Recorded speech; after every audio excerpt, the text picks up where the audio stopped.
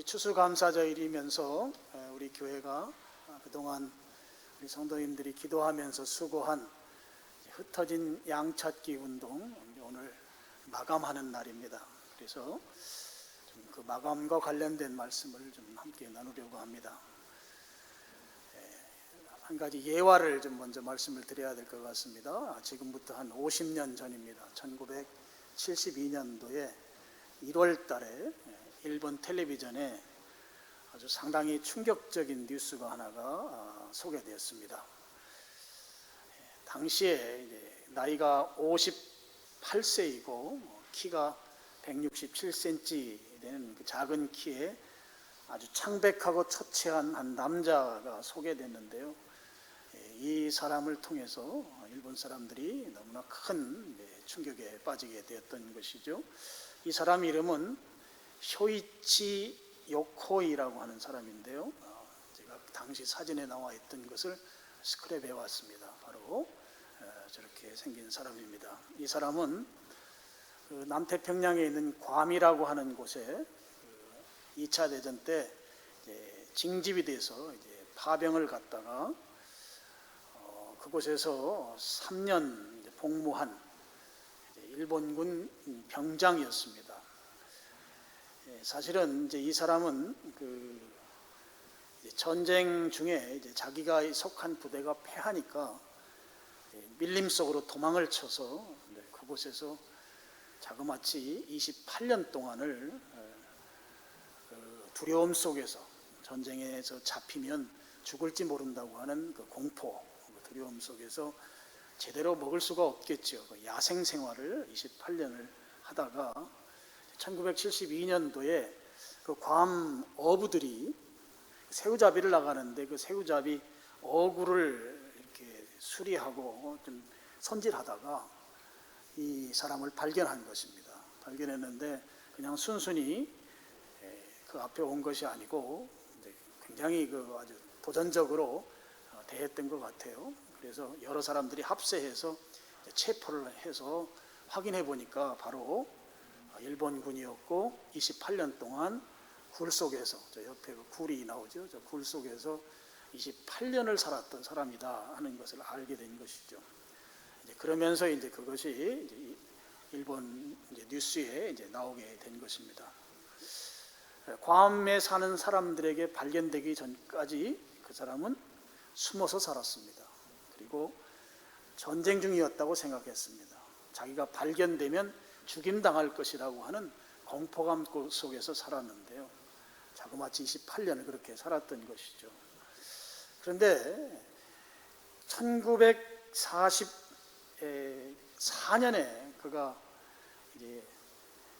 미군들이 괌에 들어오면서 도망친 것인데, 근데 우리가 아는 대로 그로부터 1년 후인 1945년에 2차 대전이 끝나게 되죠. 그리고 전쟁이 끝났습니다. 그는 도망치고 1년 후에 끝난 전쟁인데도 불구하고 전쟁이 계속되는 것으로 생각했고 자기 부대가 패했기 때문에 미군들이 자기를 공격해서 자기를 죽일지 모른다고 하는 그 두려움 속에서 굴 속에서 그렇게 오랫동안 살았던 것입니다. 왜 굴 속에서 살 수밖에 없었는가? 딱 한 가지죠. 그가 전쟁이 끝났다고 하는 사실을 몰랐다고 하는 것입니다. 그래서 끝난 줄 몰랐기 때문에 전쟁 자기가 발각되면 죽임당한다고 하는 그 극심한 불안, 공포감 속에서 28년을 살았던 것이죠. 이제 그 뒤로 제가 그 뉴스를 검색해 보니까 이 사람이 일본으로 돌아와서 97년도 82세까지 꽤 장수하면서 살은 것으로 그렇게 알려져 있습니다. 알았다면 그렇게 살지 않았겠죠. 몰랐기 때문에 그런 생활을 한 것입니다.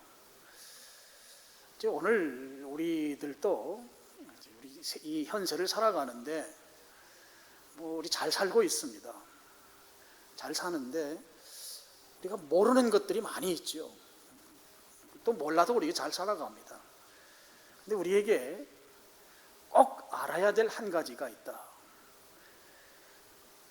다른 건 다 모르더라도 우리가 살아가면서 꼭 알아야 될 한 가지가 있다는 것이죠. 그것이 무엇인가 하면 오늘 설교의 제목입니다. 하나님이 당신을 사랑한다고 하는 사실입니다. 다른 건 모르는 채로 살아도 그냥 살 수 있습니다. 심지어 우리가 사용하는 핸드폰도 여러분 기능이 얼마나 많은지 몰라요. 우리 그거 다 알고 살지 못해요. 그래도 우린 살 수 있습니다. 그리고 그거 몰라도 앞으로도 살아갈 수 있습니다. 그런데 우리가 살아가면서 반드시 알아야 될 한 가지가 있다면 그것은 하나님이 우리를 사랑한다고 하는 사실이에요. 하나님이 나를 사랑한다고 하는 이 사실은 우리가 알아야 된다고 하는 것입니다. 자, 지금 제가 안다는 표현을 지금 쓰고 있어요. 이 안다고 하는 것은 우리가 지식으로서의 그 아는 차원을 좀 넘어서는 표현입니다.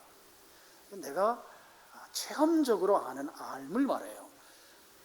이걸 조금 다른 말로 하면 인격적으로 아는 알을 말해요. 이 하나님의 사랑을 인격적으로 체험적으로 반드시 알아야 된다 하는 것이죠. 이걸 아는 사람하고 모르는 사람은 삶 자체가 너무나 다른 삶이 그들의 삶의 결과로 나타나기 때문이에요. 우선 현세에서의 나타나는 특징이 있습니다. 하나님을 아는 사람들에게는 어떤 특징이 있는가 하면 첫째는 공허감이 없습니다. 이제 파스칼이라고 하는 사람이 이 부분을 강조했는데요. 우리 인간의 내면에는 하나의 빈 공간이 있다는 거예요. 근데 이 빈 공간은 어떤 것으로도 채워지지 않는다는 것입니다. 그럼 그 빈 공간은 무엇으로 채우는가 하면 하나님의 사랑으로, 하나님으로만 채워질 수 있는 공간이 있다는 거예요. 그러니까 지금 이 공간이 채워지지 않기 때문에 나타나는 현상이 공허감이라는 거예요. 공허감이라는 것은 인생을 살면서 이게 내 삶이 이게 무슨 의미가 있는가? 이렇게 열심히 살았지만 요즘 우리 빈둥지 증후군 그런 말 하잖아요. 자식들 다 출가시키고 나서 그 혼자 남아있는 사람으로서의 그 허무한 말이에요. 그것을 넘어서는 공허감이고요. 삶 자체에 대해서 느끼는 공허감. 이 공허감으로부터 자유로워진다고 하는 것이죠. 여러분, 이 공허감은 아무리 자기가 부유하게 살더라도 이 공허감은 다른 것으로는 해결이 안 되는 거예요. 내가 가진 것이 아무리 많고 세상 걸 다 가지고 있다 할지라도 해결할 수 없는 영역의 요소가 공허감인데, 이 공허감은 하나님의 사랑을 아는 자는 그 공허감으로부터 자유하다 하는 것이죠. 또 한 가지 있습니다. 하나님의 사랑을 알게 되면 하나님이 의지가 되기 때문에 외롭지 않습니다. 물론 외로움과 공허감은 조금 차이가 있어요. 공허감은 영적인 부분이에요. 외로움은 우리의 이 정서적인 부분이에요. 하나님이 내 의지가 되기 때문에 외롭지 않다고 하는 것이죠. 하나님은 나에게 있어서 큰 산성이고 든든한 요새입니다. 그래서 우리가 어떤 어려움을 당하는 경우들이 있어요. 그럼 이제 세상 사람들은 그 어려움을 해결하다 안 되면 좌절하고 포기합니다. 그리고 어떤 극단적인 선택까지도 행해요. 근데 우리는 아무리 어려운 상황이 될지라도 끝까지 나를 지켜주시고 나의 든든한 요새가 되시는 하나님이 계시다고 하는 그 근거 때문에 우리가 외롭지 않고 의지 때문에 그 상황에서 인내할 수 있는 힘이 생기는 것이죠. 하나님의 사랑을 아는 자가 갖는 놀라운 특징인 것입니다. 그래서 하나님의 사랑을 알기 때문에 어떤 상황에서도 나는 끝까지 의지할 수 있는 분이 계신 거예요. 가족들 간에 불화가 생기고 가족들 간에 그 어떤 어려움이 있더라도 또 나에겐 가족도 없어요. 나는 혼자예요. 그렇게 생각하는 분들 있을지 모르겠어요. 그런 분들까지도 하나님은 나를 끝까지 지켜주시는 분, 나와 끝까지 함께 하시는 분, 그래서 여전히 나는 하나님 때문에 든든하다, 그렇게 여길 수 있게 만들어주시는 것이 하나님의 사랑을 아는 자가 경험하는 것이다 하는 것입니다. 또 한 가지가 있어요. 하나님의 사랑을 알게 되면 평안해져요. 여러분, 평안은 이게 놀라운 축복입니다. 평안이라고 하는 것은 자가 발전이 되지 않아요. 내 스스로 만들어낼 수 있는 게 아닙니다. 평안은 외부로부터 공급받아야만 그 공급받은 영향으로 내 안에 평안이 생기는 것이에요. 그리고 이 평안은 기쁨으로 표현이 됩니다. 그래서 하나님의 사랑을 알게 되면 평안하고 기쁨이 넘치는 삶을 살게 됩니다. 평안과 기쁨이 외부로부터 공급되기 때문에 내 형편과 사정이 어떠할지라도 무관하게 나는 평안한 것입니다. 신자들에게는, 하나님을 믿는 사람들에게는 평안이 특징이에요. 여러분 평안하십니까? 주님으로 말미암은 이 주어지는 평안, 공급되어지는 평안. 내가 노래를 한번 해야 되겠어요. 너는 왜 항상 웃니? 슬퍼도 눈물 나도 남들은 모를 거야. 나는 기뻐, 항상 기뻐. 눈물 나는 상황인데 기쁜 거예요. 이게 바로 주님이 주시는 평안이에요. 외부로부터 공급이 되기 때문에 나의 형편과 상황은 죽을 지경일지 모르지만 나는 평안하단 말이에요. 나는 평안하다. 이게 하나님의 사랑을 아는 자에게 주는 놀라운 축복입니다. 한 가지만 더 하겠습니다. 하나님의 사랑을 아는 사람에게 주어지는 축복은 우리가 이 세상의 삶을 마감한 후에 천국 가는 축복이 주어집니다. 하나님의 사랑을 아는 자들, 이 하나님이 나를 사랑하신다고 하는 이 사실을 인식하게 되면 우리가 이 땅의 삶을 마감한 후에 천국이 보장된다고 하는 것이에요. 그래서요, 하나님의 사랑을 아는 것은 현재의 삶에서 뿐만 아니라 미래의 삶에서도 우리의 삶이 풍요롭게 보장되기 때문에 우리는 반드시 하나님의 사랑을 알아야 한다고 하는 것입니다. 오늘 말씀을 보면 여러분 요한복음 3장 16절은 왕년에 주일학교 다녔던 분들은 다 이 구절 알아요. 지금 신앙생활 하지 않더라도 잘 아는 성경 구절입니다. 이 구절은 그 성경 구절 앞에 그 동그라미 표시가 되어 있어서 이 구절이 갖는 맥락이 좀 단락되는 그런 느낌이 있어요. 그래서 14절과 15절이 한 문구가 되고 16절이 다른 한 문구가 돼서 서로 대조하는 대꾸 구조로 되어 있습니다. 그래서 16절에 보면 하나님이 세상을 이처럼 사랑하사, 도대체 이처럼이 뭔가 하면 이처럼이 바로 대꾸 구조에서 14절 말씀이에요. 모세가 광야에서 뱀을 든 것 같이 하나님이 세상, 이 세상은 죄인들을 말합니다. 죄인을 사랑하셔서 독생자를 주셨다, 이 말씀입니다. 하나님의 사랑은 모세가 광야에서 뱀을 든 것 같은 사랑이다 하는 것입니다. 모세가 광야에서 뱀을 든 사건은 구약 민수기서에 나오는데요, 21절에 그 사건의 개요는 이렇습니다. 이스라엘 민족이 이집트에서 노예로 살다가 출애굽해서 가나안, 지금의 팔레스타인 땅으로 이주해 오는 과정 가운데 에돔이라는 땅을 지나야 했습니다. 에돔은 사해 밑에 있는 그런 지역입니다.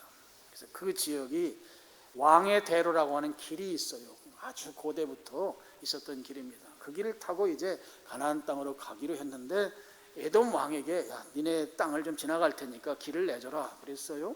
그런데 에돔 왕이 가다가 우리 민족 다치니까 안 된다, 못 간다, 갈 거면 나하고 전쟁하자. 그런데 이스라엘 민족은 지금 계속해서 이주하고 있었기 때문에 전쟁 능력이 없었죠. 그래서 에돔 땅을 에둘러서 다른 땅으로 비켜가야 했습니다. 근데 비켜가는 땅이 지금도 가보면 알지만 그 땅이 완전 사막 지역이에요. 에돔 곁이. 그러니까 그 사막 지역은 지나가기엔 좀 험하고 먹을 것도 없고 그야말로 모래사장 같은 그 땅을 계속 간다고 하는 것이 굉장히 고통스럽죠. 그러니까 이 백성들이 우리를 왜 애굽에서 데리고 나왔느냐고 시작해서 불평하기 시작합니다. 불평은 옛날 이야기부터 하는 거거든요. 옛날 이야기부터 쭉 꺼내서 왜 여기까지 데리고 와서 길에서 죽게 만드냐고 막 불평을 시작한 거예요. 불평하지 마세요. 불평하면 불뱀이 나와요. 그래서 불뱀이 그 광야 사막지대의 사막 독사거든요. 모래하고 색깔이 비슷해요. 표시가 잘 안 나요. 이 사막 독사들이 출몰했습니다. 그런데 희한하게도 불평하는 사람들만 무는 거예요. 그러니까 이 사막 독사의 독이 이제 내 몸에 퍼지기 시작하면서 한 사람 두 사람씩 이제 죽어나가기 시작합니다. 사태가 심각하잖아요. 처음에 불평했어요. 불평했더니 뱀이 와서 불평하는 대로 물기 시작하고 그 독이 몸에 퍼지니까 죽어나가는 거예요. 사람이 막 이 해독작용을 하려고 별 방법들 다 썼겠죠. 근데 안 되는 거죠. 사태가 심각해지니까 우리 사람 다 똑같아요. 처음에 불평하다가 조금 괜찮을 때까지 불평하다가 내 힘으로 도저히 안 될 것 같으면 아이고 살려주세요 그러는 거예요. 이스라엘 백성들이 불평하다가 막 죽어나가니까 살려달라고 하나님께 기도하기 시작한 거예요. 그때 하나님께서 모세에게 말합니다. 장대에다가 놋뱀을 하나 만들어서 매달아라. 그리고 백성들이 그거 쳐다보면 다 낫는다. 그러면서 모세에게 뱀 만들어서 놋으로 뱀을 만들어서 장대에 걸게 만들었습니다. 쳐다보면 낫는다는 것이죠. 그럼 병 나는 방법이 너무너무 쉽잖아요. 지금 몸에 뱀독이 올라서 지금 죽어가는데 그거 쳐다보면 낫는다. 여러분, 이 굉장히 중요한 포인트가 있어요. 그냥 본다고 해서 낫는 게 아닙니다.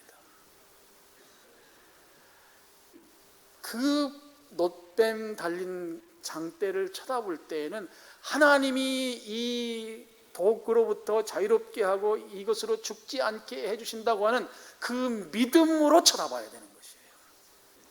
백날 쳐다봐도 안 나아요. 쉬운 예로 여러분 예배당 짓는 거, 여러분 이 노동하는 그 기술자들 또 인부들이 와서 지었잖아요. 그들 가운데 불신자 있어요. 예배당 잘 짓는 일에 막 땀 흘리며 수고했어요. 그러면 그 사람들 천국 갈까요? 못 가요. 교회 짓는 일에 헌신하고 교회 하는 일에 열심히 하고 뭐 예배당에 수도 없이 출입했을지라도 그거 가지고는 천국 가는 일 안 된다는 거예요. 놋뱀 보는 거 쉽잖아요. 고개만 들면 보이는 그 장대에 매달아놨으니 얼마나 잘 보입니까? 수백 번 보더라도 그냥 쳐다보는 건 안 되는 것이고, 하나님이 지금 내게 있는 이 질병을 낫게 해주실 것을 믿는 믿음으로 봐야 된다는 거예요. 믿음으로. 그래야 뱀 독으로부터 자유롭게 된다고 하는 것입니다. 하나님을 사랑한다고 하는 것, 그것을 안다는 것이 무엇인가 하면 믿음으로 하나님의 그 사랑을 내가 수용하는 것을 말합니다.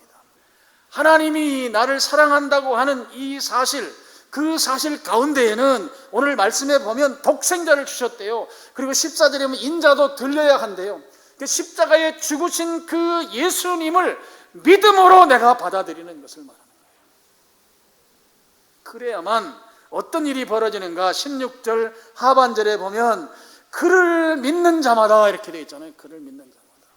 하나님의 그 사랑하신, 그리고 그 사랑이 구체적으로 표현된 예수 그리스도가 십자가에 죽으신 그 사건을 믿는 자마다 멸망하지 않고 영생을 얻는다 했습니다.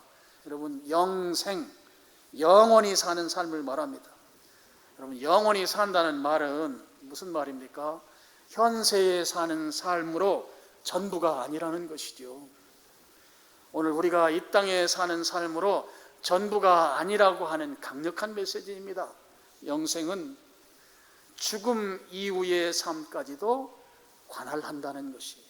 죽음 이후의 삶이 우리에게 주어지고 존재한다고 하는 사실인 것이죠. 우리 심장이 멎는 것은 성경에서 그렇게 크게 중요하게 여기지 않아요. 그래서 신자들이 죽는 걸 잠잔다고 표현합니다. 그래서 우리가 심장이 멎는 이 육체적 죽음은 영원한 삶으로 가는 일종의 관문과 같아요. 조금 두렵기도 하고 조금 가기도 싫기도 하지만 그 문을 지나야만 영생의 삶이 이제 우리에게 펼쳐지는 것이죠. 지금 당장은 아닙니다만 우리는 언젠가는 우리의 박동하던 심장이 멎는 날이 오게 되고, 그러면 그 이후에 우리에게 주어지는 영원한 삶, 우리 성경에서 말하는 천국의 삶이 우리에게 주어진다고 하는 것입니다. 여러분, 하나님께서 그의 독생자이신 예수님을 십자가에서 죽게 하셨습니다. 내가 죽어야 할 죽음을 대신 죽게 하신 것이죠. 그렇게 우리를 사랑하셨습니다. 하나님의 사랑은 최고의 사랑이죠. 자기의 외아들 독생자 예수님을 죽게 한 사랑입니다. 그래서 이 사랑을 우리가 받아들여야 되는데, 이 받아들이는 것을 뭐라고 말하는가 하면 믿음이라고 말하는 거예요. 하나님이 나를 사랑하셨다라고 하는 것을 믿기를 축원합니다. 이것이 내가 하나님의 사랑을 아는 것이에요. 우리가 안다고 할 때 그 알문, 믿음이라는 말로 바꿔 쓸 수 있는 것이죠. 그래서 우리가 다른 건 다 모르더라도 하나 우리가 반드시 알아야 될 것이 있다고 하면, 그것은 바로 하나님이 우리를 사랑하셨다고 하는 이 사실이에요. 예수 그리스도를 우리에게 주시고 십자가에 달려 죽게 하실 만큼, 그만큼 우리를 사랑하셨다고 하는 이 사실을 우리가 반드시 알아야 된다고 하는 것입니다. 그래야 억울한 인생, 그야말로 절망적인 인생을 살지 않게 된다 하는 것이죠. 오늘 예배에 참여한 여러분들, 또 우리 교회에 처음 나오셨거나 최근에 나오신 분들, 하나님의 사랑을, 예수 그리스도를 죽음에 내몬 그 사랑을 믿음으로 받아들이기를 축원합니다. 하나님은 나를 사랑하신다.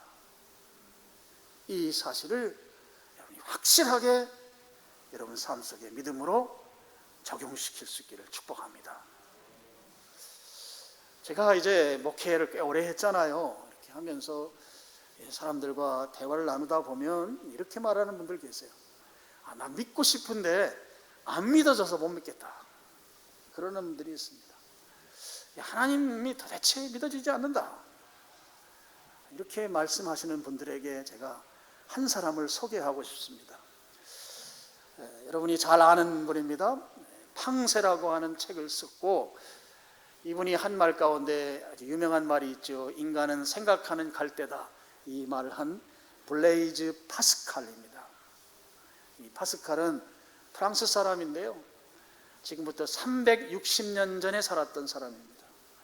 근데 이 사람은, 제가 이 사람을 이렇게 쓴 책도 읽어보고 이 사람을 이렇게 쭉 스터디를 하면서 느낀 건데, 천재 중에 천재예요. 여러분, 지금 우리가 사용하는 전자계산기 있잖아요. 전자계산기 이 사람이 발명했어요. 그리고 유체역학이라고 하는 거, 그 다음에 수학 가운데 그 어려운 학문이 미적분이 있잖아요. 미적분. 그 다음에 확률이라고 하는 게 있어요. 수학에 확률 이론을 이 사람이 다 발견하고 발명했어요. 그러니까 아주 천재 중에 천재인 수학자이며 과학자이고, 생각하는 갈대 이런 말을 한 거 보면 철학자이고, 그러니까 아주 붙일 만한 건 다 붙일 만한 사람이에요. 그렇게 대단한 인물입니다. 근데 이 사람이 31살 때 마차를 타고 가다가 대형 사고가 납니다.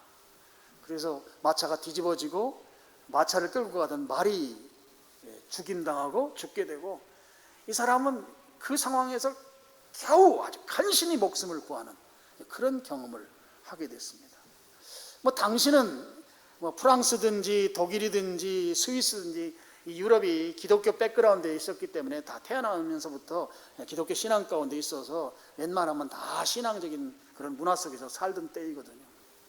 31살 때 그 경험을 하고 이 사람이 그렇게 생각하는 거예요.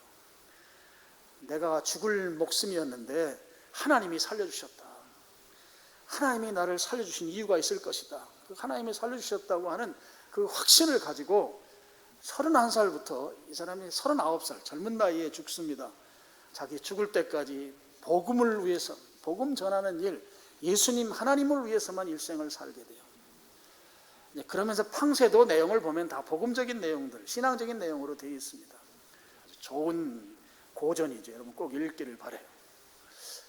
파스칼은 31살에 하나님 앞에 제대로 깨닫기 전까지 그는 교회는 다녔지만 그 도박을 좋아했어요.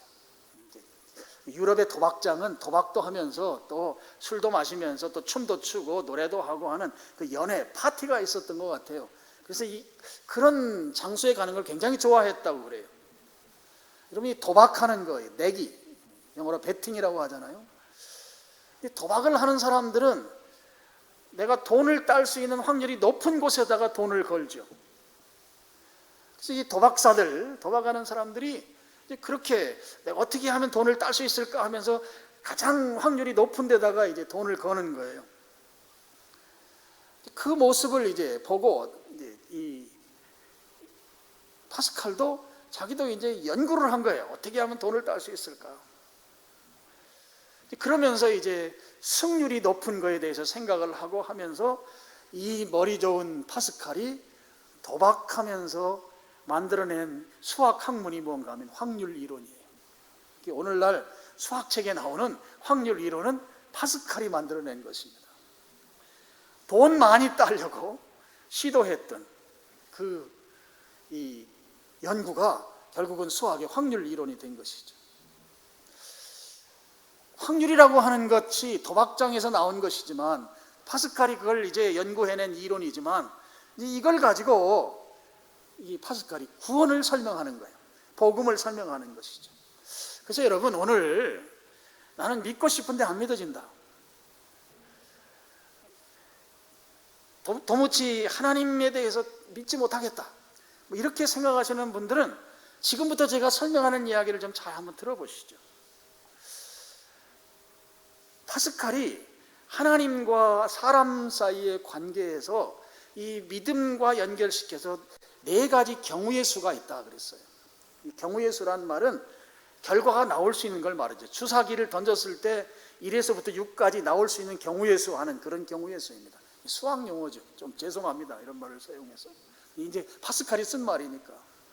자, 이제 그 4가지 경우의 수를 제가 설명을 하겠습니다. 파스칼이 하는 말입니다. 자, 하나님도 없고 천국도 없고 지옥도 없고 다 없다고 생각하고 사는 거예요. 그렇게 살 수 있잖아요. 그렇게 사는 사람들에게 2가지 경우의 수가 나온다는 거죠. 자, 하나님도 없고 천국도 없고 지옥도 없다, 그렇게 믿고 살았는데 이제 한 가지는 실제로 없는 경우입니다. 실제로 없을 수 있잖아요. 없다고 믿고 살았는데 없다. 그러면 없다고 믿고 산 그 사람들의 그 결과는 어떻게 되겠습니까? 뭐 결과라고 하는 게 특별한 결과가 나올 게 없죠. 손해볼 것도 없고 이득 볼 것도 없습니다. 없다고 살았는데 실제 하나님도 없는 거니까. 반대로 그 반대 경우가 있을 수 있죠. 하나님도 없고 천국도 없고 지옥도 없다고 그렇게 믿고 살았는데 실제는 있는 거예요. 실제는 천국도 있고 천국도 있고 하나님도 있는 거죠. 그럼 어떻게 되겠습니까? 이 경우가 가장 낭패스러운 거죠. 가장 절망스러운 것이죠. 여러분, 성경에서는 이 믿지 않는 자들에 대해서 어떻게 말하고 있는가 하면 영원한 고통의 장소인 지옥에 던져진다고 말씀하고 있어요. 그 성경 구절을 한번 보시죠. 요한계시록 21장 8절 말씀입니다. 우리 같이 한번 읽어보겠습니다. 그러나 두려워하는 자들과 믿지 아니하는 자들과 흉악한 자들과 살인자들과 음행하는 자들과 점술가들과 우상 숭배자들과 거짓말하는 모든 자들은 불과 유황으로 타는 못에 던져지리니 이것이 둘째 사망이라. 두려워하는 자들이라는 말은요, 어떤 안 좋은 상황이 돼서 내가 믿던 신앙으로부터 이탈하는 걸 말합니다. 배교 행위를 말하는 거죠. 신앙에서 떠나는 사람들, 이 두려워한다는 말의 이제 헬라어 원문을 보면 비겁한 자들이라는 말이거든요. 내 신앙을 지켜야 되는데 내 어떤 유익을 위해서 또는 어떤 아주 큰 박해 상황에서 그 신앙을 이제 포기하는 이제 그런 사람들을 말합니다. 그 다음에 나오는 표현이 믿지 않는 자들이 나오잖아요. 믿지 않는 자들. 하나님도 없고 천국도 없고 지옥도 없는 줄 알았는데 정말 있는 상황, 이게 믿지 않는 상황인 것이죠. 그러면 그 사람들은 그 마지막 부분에 보면 불과 유황으로 타는 못에 던져지리니 이것이 둘째 사망이다. 둘째 사망, 우리 심장이 멎는 것이 첫째 사망, 둘째 사망은 지옥에 떨어지는 것을 말하는 것이에요. 없는 줄 알고 살았는데 실제 있었을 때 가장 큰 낭패가 그의 인생 가운데 주어진다 하는 것이죠. 성경의 명백한 가르침입니다. 그 다음에 두 번째, 자, 이번에는 하나님도 있고 천국도 있고 지옥도 있다고 믿고 사는 경우입니다. 다 있다고 믿고 사는 거예요. 이 경우도 두 가지 경우의 수가 나올 수 있어요. 하나는 하나님도 있고 천국도 있고 지옥도 있다고 믿고 살았는데 실제로는 없을 수 있다는 거예요. 실제로는. 너 가봤냐? 안 가봤다. 있는 줄 알고 살았는데 실제는 없는 경우가 있을 수 있는 거죠. 그러면 이런 경우 어떻게 되겠습니까? 참 믿고 살았는데 없습니다. 우리 세상 말로 허탕친 것이죠. 허탕쳤다고 해서 크게 잃을 것이 있느냐? 크게 잃을 것이 없습니다. 또 하나 경우의 수가 있습니다. 하나님도 있고 천국도 있고 지옥도 있다고 믿고 살았는데 이번에는 정말 있는 경우입니다. 이 경우에는 어떻게 되겠습니까? 우리 성경이 말씀하는 부분이죠. 하나님도 있고 천국도 있고 지옥도 있다고 믿고 그 믿음으로 살았다. 그랬을 때 그 사람은 천국을 누리게 되는 것이에요. 인생의 가장 행복한 결과를 얻게 된다고 하는 것이죠. 성경에 약속한 모든 약속이 자기의 약속이 되는 것입니다. 참으로 행복한 삶을 살게 되는 것이죠. 하나님과 우리의 관계성 속에서 이 네 가지 경우의 수가 나오는데 이 파스칼이 이렇게 말합니다. 이렇게 신앙과 관련해서 네 가지 경우의 수가 나오는데 만약에 확률 게임, 이 도박하는 사람들에게 이 네 가지 경우의 수를 놓고 내가 한번 거기에 베팅을 해봐라 라고 말하면 이 베팅하는 도박사들은 말할 것도 없이 즉시로 마지막에 베팅한다는 거예요. 마지막이 뭘까요? 하나님도 있고 천국도 있고 지옥도 있고 그것을 믿고 산다고 하는 그쪽에 전부 다 인생을 베팅할 것이다 하는 거예요. 왜냐하면 도박하는 사람들은 확률이 높은 곳에 베팅을 하기 때문에 내가 가장 이득을 볼 가능성이 높은 곳에 베팅하고 내가 이득을 못 본다면 가장 손해를 적게 보는 데다가 베팅한다는 것이죠. 그게 도박하는 사람들, 세상에 도박 내기하는 사람들, 베팅하는 사람들, 그 사람들조차도 네 번째에 하나님도 있고 지옥 천국이 있고 그것을 믿고 사는 데다가 베팅할 것이다. 그것이 사람들이 갖는 그 기본적인 인생의 처신이다 하는 거예요. 지금 제가 이 파스칼의 확률 이론에 의한 우리 인생의 삶을 제가 설명을 드렸습니다. 자, 여러분은 이 네 가지 경우의 수 가운데 어느 것을 선택하시겠습니까? 나는 믿고 싶은데 도무지 믿어지지 않는다. 도무지 하나님의 사랑하심이 가늠이 되지 않는다. 라고 내가 그렇게 내 신앙 영역에서 좀 생각되어진다고 하면 오늘 천재 중에 천재인 이 파스칼이 제시한 이 경우의 수, 우리 인생에 그래도 이득을 볼 수 있는 그 선택지, 아니면 가장 손해를 적게 보는 선택지, 그게 뭐예요? 하나님도 있고 천국도 있고 지옥도 있다고 믿는 그 믿음의 선택지를 선택하는 것이, 우리가 인간이라면, 최소한 생각하는 사람이라면 그것을 선택하는 것이 마땅하다고 하는 것이죠. 오늘 예배에 참석한 여러분들은 우선은 하나님을 아는 이 믿음으로 반응하는 그런 삶을 살기를 축원합니다. 도무지 믿어지지 않는다고 하면 이 파스칼의 선택지를 여러분이 선택할 수 있기를 축복합니다. 그래서 그 선택지대로 살 때 우리 인생이 가장 유익한 결과를 만들어내기 때문에 하나님을 믿는 신앙의 선택지를 선택해야 한다 하는 것이죠. 말씀의 결론입니다. 우리가 살아가면서 다 알 수는 없어요. 다 알아지지도 않아요. 모르는 것이 수도 없이 많습니다. 과학이 발달하고 지식이 발달하지만 그렇게 발달하는 만큼 모르는 건 더 많아지는 시대를 우리가 살고 있어요. 이렇게 모르는 것이 많아지는 세상이지만, 그렇지만 우리가 반드시 알아야 될 것이 한 가지 있다고 하면 그것은 하나님이 우리를 사랑한다고 하는 이 사실은 반드시 알아야 되겠다고 하는 것이죠. 그 사랑하심을 알게 되면 우리는 거기에 믿음으로 반응해야 하는 것입니다. 믿음으로 반응하는 것입니다. 그래서 오늘 예배에 참석한 여러분들이 하나님의 사랑하심 앞에 믿음으로 반응하기를 축원합니다. 그렇게 반응하면 현세 지금 살아가는 삶이 풍요로운 삶을 살게 돼요. 마음이 평안하고 기쁨이 넘치고 내가 무엇인가 확실히 의지할 든든한 존재가 내 앞에 있고 삶의 공허감이 사라지고, 그리고 죽음의 관문을 지나고 나면 영원한 생명이 우리에게 주어지는 이 놀라운 사실을 내가 직접 경험하게 된다고 하는 사실이죠. 그래서 현세의 풍요로운 삶, 내세에 주어지는 영원한 생명의 삶, 이 삶을 여러분들이 다 취할 수 있기를 주님의 이름으로 축원합니다. 기도하겠습니다. 아버지 하나님, 정말 감사합니다.